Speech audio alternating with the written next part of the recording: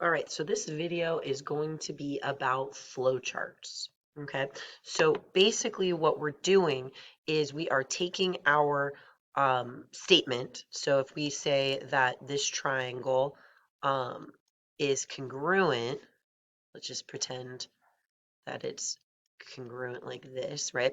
I can say, A, B, C, maybe X, Y, Z.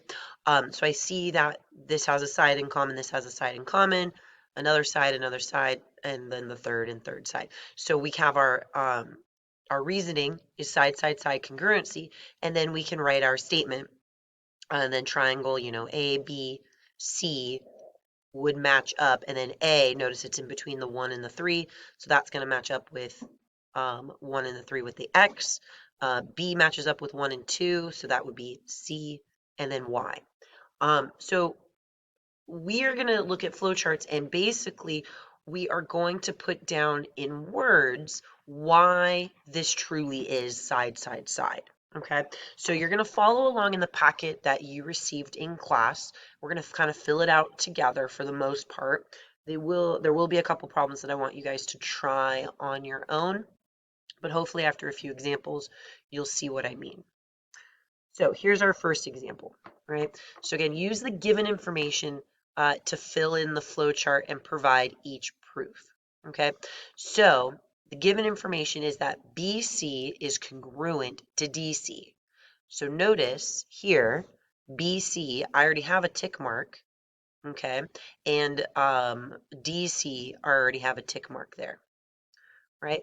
Notice that, change my color up. Notice that it says AC is congruent to EC. Okay, so again, I know I have another tick mark. So we are trying to prove, and we'll be successful at this, that triangle ABC and EDC are going to be congruent to each other. So how do we go about and do this? Okay, so again, we have to remember that there are 5 statements. So SSS stands for side, side, side, so they have to have all 3 sides in common. Side, angle, side, your angle is in between the 2 sides. We have angle, side, angle, and what this means is that your side is in between 2 given angles. And then we have angle, angle, side, where your side is not in between our 2 angles.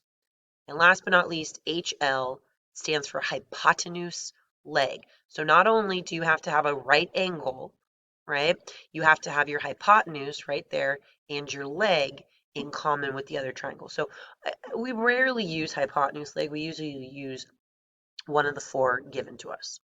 So based on this, the first piece of information is you want to be thinking about why are these 2 triangles congruent to each other. So I have 2 sides, and there's no information about the BA line and the ED line, so I can kind of eliminate side, side, side.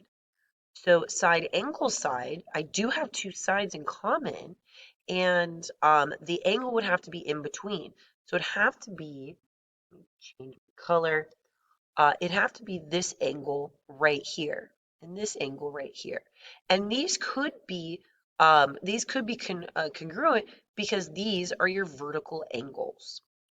Okay, so let's take a look at our flow chart. So notice that in one of the boxes, or oval shapes, we said that BC is congruent to DC. So it's a statement. I'm stating this information. And then the reason, this is the why. Why do you get to state this information? Well, because of the key word. It was given to us. It was either provided to us up here, right? Or it was provided to us on our actual paper, right? On our actual triangle. And that's actually the same reason why I can say the statement of AC is congruent to EC, because again, it's given information. I gave it to you right here, or in other words, it was the blue highlighting, given information. So now notice that I do have vertical angles. So I want to include the letter C. But when I talk about C, I don't know which triangle I'm talking about. So I don't want to just put letter C. I want to put 3 angles. And so your angle will be in the middle. So I'm going to say B, C, A. Okay. So whenever we have one angle that's in common between 2, we are going to put it with 3 letters. But we have to be careful. So now we have to match up. B is going to match up with D. C obviously matches up with itself. And then E matches up with A. And again, here's the reasoning why vertical angles. And then notice that we have arrows pointing down from each of these 3 statements. So again, think of it in terms of this is like your side, this is your angle, and then this is your side. You're kind of putting it in order for the reasoning of why triangle ABC is congruent to EDC. Why? Side, angle, side, congruency. All right. So let's try another one with again information kind of already filled out for you. So notice every oval has a statement and a reason. Sometimes you'll see the reason underneath the oval, sometimes you'll see it in between. It does not matter. So let's take a look at this one. So given information. So YA, so again YA, this is right here, is congruent to BA. So that's right there. I am also given that angle Y, this guy right here, is congruent to angle B. So what other, again, piece of information? So I'm given a side, I'm given an angle. So again, side, side, side, side, angle, side, angle, side, angle, angle, angle, side, hypotenuse, leg. Those are our 5 choices. This is not a right triangle, so we can cross off HL. I am given one angle and one side, so I am going to cross off side, side, side. Now, my problem is I don't know anything about YZ or ZA. So there's no way to get those 2 side legs. So I'm going to cross off side, angle, side. So these leave these 2 options. So again, kind of takes us back to the last problem. There is an angle when they're opposite of each other. Angle A is opposite right here. And so again, because they're vertical angles, and notice that it goes angle, side, angle. So again, even though we're given 2 angles, the order that we're given to us in a triangle is important. So this one is a angle, side, angle. So let's put our statements. So we already have a statement here. YA is congruent to BA. What's the reason? And hopefully you're thinking, oh, it was given to us. So let's put the word given. All right, using that same logic, we put a statement. So we said the angle Y is congruent to angle B. Why do we get to say that? Given information. And then last, notice we have 3 letters, because again, when I'm talking about letter A or angle A, I don't actually know which triangle I'm talking about. So notice I went Y, A, and then Z, and then notice that Y matched up with B, so again, very important, and then B, A, and then C. So really we're talking about angle A and angle A. Now we can't say that this was given information because I had to draw that in. So the reason should be that those are vertical angles. So vertical angles. So again, notice that these 3 boxes are all pointing to one statement. So again, this happens to be in out of order. So again, notice that this one is your side angle angle, but we did not circle side angle angle. So sometimes your flow chart is not in the order that you are going to write it in terms of angle, side angle, and stuff like that. So again, you want to be careful. So we want to go based on this information on our triangle. Angle, side, angle is the reasoning. And again, please use the congruency symbol. All right, let's try a third one. All right, so what kind of information was I given? Okay, so I am given that WX is congruent to YZ. So that's this guy right here. Okay, and then it's told to us that WX and YZ are also parallel to each other. So that means that if we're parallel, that XZ, right, is that transversal. So transversal. transversal line. So what else does that tell us? If it's a transversal line, I actually know that this angle and this angle are going to be equal to each other, right? And that will be because of they are the alternate interior angles. Okay, so I have that information, and then notice that xz is in the same triangle at the top and on the bottom. So I can already put two little tick marks there. So again, if I'm going side, side, side, side, angle, side, angle, and then angle, angle, side, hypotenuse, leg. Again, it's not a right triangle. Don't know. I am given an angle, so I can get rid of side, side, side. Notice that it's my side and the angle and a side in common. So that's which one it's going to be. So again, you want to be thinking about these things before we put them into our flowchart. All right, so let's start with the given information. So statement that WX is parallel to YZ. Why do we get to write that? Given information. Now notice that there's an arrow leading us down to the next statement from that box. That angle WXZ and YZX. So we're talking about this angle, or this angle and this angle, right? What are those? The reasons is that these are alternate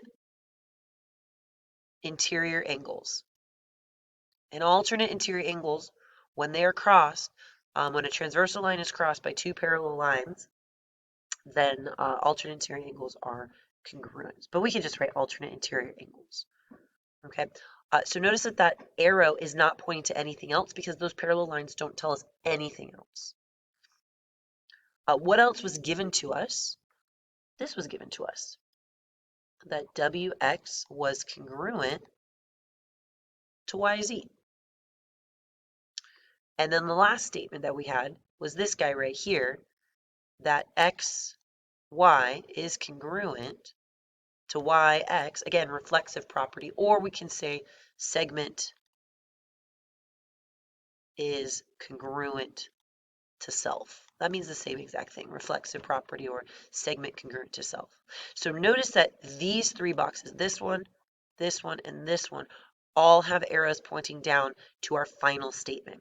So that first box that we wrote where we have parallel lines given information, that is not pointing. We don't need that necessarily to direct correlate to our proving our triangle is congruent to another triangle.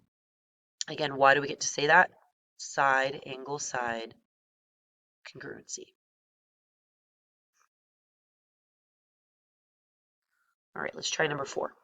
So again, I'm taking, I still have some information. I'm giving you some information in all the boxes. If you want to pause the video right now and try this one out on your own, please do so and kind of see how you do. Okay, because you're not going to get any better unless you attempt one on your own, which you will eventually. Okay, so given information, our M is congruent to K, so I see our angle. I have ML and KL, so again, I see that line given to us. I want to prove that this triangle, MPL, is the same triangle as KJL. So I have an angle and I have a side. So I have another angle right here. And again, that's going to be my vertical angles. So based on my information statement, I can say that angle M was congruent to angle K, and the reason was given information. ML is congruent to KL. Again, why? It was given information. And then I already talked about vertical angles. So again, I don't want to use one letter. I want to try to use more. So I'm going to say KLJ, right, is congruent to MLP, vertical angles. Again, the three boxes are pointing to our final statement. So MPL is congruent to the triangle KJL. Why? We have an angle, side, angle. So if you got this right, awesome job. If you didn't, go ahead and make sure that you have changed your statements and your reasons to the correct ones. All right. let's go ahead and keep chugging along. All right, let's try a couple more. Let's see what example number 5. I think no, I still have a lot of statements. I forget which one I start not having as many statements. So let's try number 5. So given information, B, C bisects each other. Okay, that's it. That's the only piece of given information. Okay, so when you bisect something, right, you basically cut it in two. Cut in two. So BC bisects DE. Okay, so that means that the DE is going to be congruent. So DG and GE are going to be congruent to each other. And then BG and GC are also going to be congruent to each other. All right, so again, based on our information, and I had a feeling no one probably paused the video and tried this one because maybe the word bisect kind of scared you. Okay, so I got two sides. So if I have two sides, I'm going to cross off angle, side, angle, angle, angle, side. It's not a right triangle, hypotenuse, leg. Now, I wasn't given any information about BD and CE. So I can cross off side, side, side. So it only leaves us with side, angle, side. And our angle, once more, are vertical angles. So now that I kind of know all the pieces to the puzzle, I can put them into my flowchart. So statement, BC bisects DE. Why do I get to say that? Well, because I wrote that it was given information up here. Given. Definition of a bisector. So I can now say that, because I realized I was about to write BG. So let's write DG is congruent to EG, and it's a definition of a bisector. Notice that this arrow right here, right, is also pointing to this guy right here.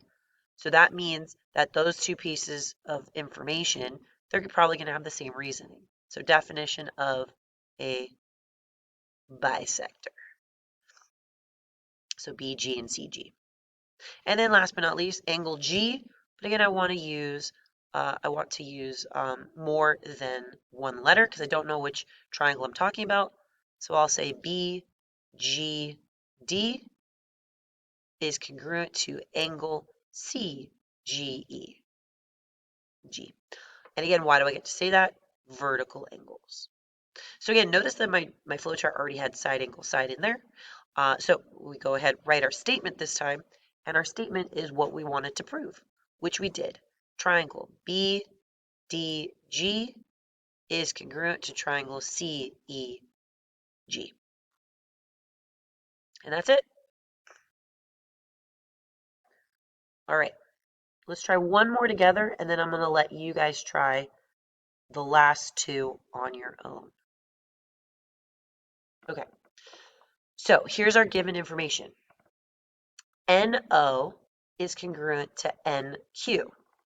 Right, so again, NO is congruent to NQ, and PO and PQ, PO, PQ are congruent to each other. Okay, so again, this one's a little bit easier than the last one. So if you want to try pausing the video and trying this one out on your own before you have to do a couple on your own, that probably would be a good idea. Oops, sorry. So let's go ahead and if you pause the video, coming back, awesome. If you decide not to pause the video and just walk through it with me, great. So again, I'm going to notice I have two sides given to us. So based on that information, I'm not given any angles. So I'm going to take off AAS and ASA. These are not right triangles, so I'm going to take off hypotenuse, leg. Again, I'm not really given any angles, so it's safe to say that the last side should be the one that's in common with both the triangles. So I'm just going to put 3 little tick marks. So that means that this should have been a side, side, side congruency statement. So given information, we are going to put in that no was congruent to NQ. Again, why? Given information. We can then say PO is congruent to PQ, given information. If you pause the video and you flip-flopped these, that's perfectly fine because they have the same reasoning. And then reflexive property, NP, right? So NP is going to be congruent to itself, NP. So this one you had to put in this own box. And again, notice that our three arrows are pointing to our final statement. So NOP is congruent to NQP. Why do I get to say that? The reasoning is side, side, side. Okay. So on your own, we've walked through 6 examples. Okay. I feel that we should have kind of an idea of what we're doing. So example number 7, you guys are going to start to put the reasonings and the statements into your own boxes. And, and then, excuse me, and then on number 8, you personally are going to draw your own flow chart. Okay, so so hopefully you guys are good on 7 and 8. If not, you can ask questions in class on Wednesday because hopefully Miss Barron will be back on Wednesday. Good luck.